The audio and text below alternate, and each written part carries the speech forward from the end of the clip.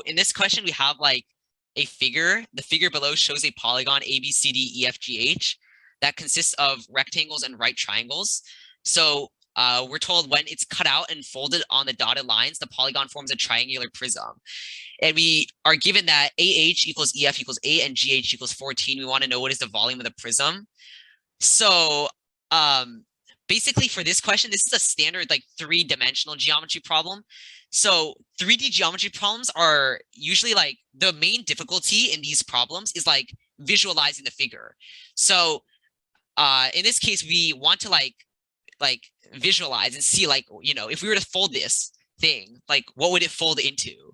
Like that's probably the hardest part of this problem. So like we're given AH equals EF equals 8, right? So we know AH is 8, EF is 8. We know GH is 14, so GH is 14. So if we were to like fold this thing, right? Like what we can do is we can kind of visualize it, right? So we have this base here, like this rectangular base, BCFG. So if you were to fold it, like let me just draw that rectangle here. So this is like rectangle BCFG, right? So this rectangle represents the same thing as this rectangle. And then you can like kind of visualize it. Like imagine like, this is kind of hard to draw, but like imagine if you take this like triangle BJ8, the BJG, right? It's like blue triangle. And if you were to like fold it upward, that would like correspond to like this triangle here, right? So, and then if you were to consider like this yellow triangle, let's say, CIF, this yellow triangle, if we were to fold it upward, then you can kind of visualize as like this. Visualize it like that. So like you can kind of visualize it as like the yellow triangle is kind of like coming out of the page, coming out of the screen. Hopefully that made sense. And then if we were to connect this point to this point, you can kind of imagine like, you know, I'm running out of colors, but like you can imagine like this green thing. Like you can kind of imagine that like green face kind of, right? Represents like this green face here. Like if you just imagine like folding it, like that green square kind of corresponds to this green square. And then like finally like this red rectangle here would correspond to this red rectangle here, like on the side. So hopefully this kind of like you can kind of visualize this 3-dimensional shape kind of that these like blue and yellow triangles are kind of like coming out of the screen. Like this green and red, the green, red, yellow, and blue things are like kind of like coming out of the screen. And the red like rectangular base is like the base of the prism. So hopefully like you can like visualize that, right? So now let's put in some lengths, right? So we know that like this length is 8, right? So if we were to fold the thing up, then like this length is going to correspond to like this length, and this length. Like they're both equal to 8.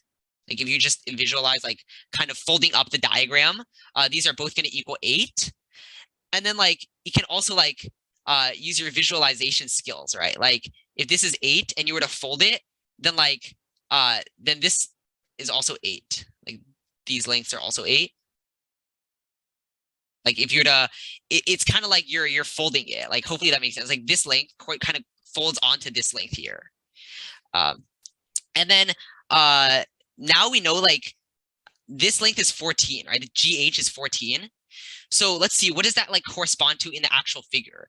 So that's going to correspond to this length, like this length. Let's see, like this length.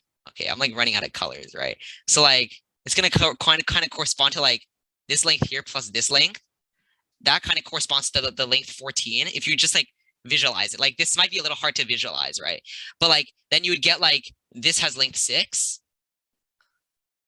That has length 6 because 14 minus 8 is 6. And then since this is like a like prism, right? This is a right rectangular prism, and you have like a bunch of right angles with like the rectangles and triangles and stuff. Like we know this here is going to be a right angle. So then we can use the Pythagorean theorem. 8 squared plus 6 squared plus 8 squared is going to equal 100. So square root of 100, we know this length here is equal to 10. Um, so to finish the problem, like the idea is like actually you didn't really need the length 10, but the idea is if you have like a general 3D figure, right? Like uh I should probably like talk about this like also like if you have like some like prism, right? Like you have like some two-dimensional shape, let's say, like you have like some arbitrary two-dimensional shape that looks like a weird shape, some random like two-dimensional shape, and then if you were to like kind of like project it like upward into like a prism, then the general formula for like the volume is going to be like the area of the base times the height. So if you were to like use this here, you can kind of visualize um, this blue triangle as like the base, right? This blue triangle has area 6 times 8 divided by 2, like 1/2 base times height. That equals 24. And then you can kind of visualize this like dark yellow segment as like the height of the prism. So like it has height 8. So like you would just do 24 times 8, which is 192. And yeah, that would be choice C. And that's how you would do the question.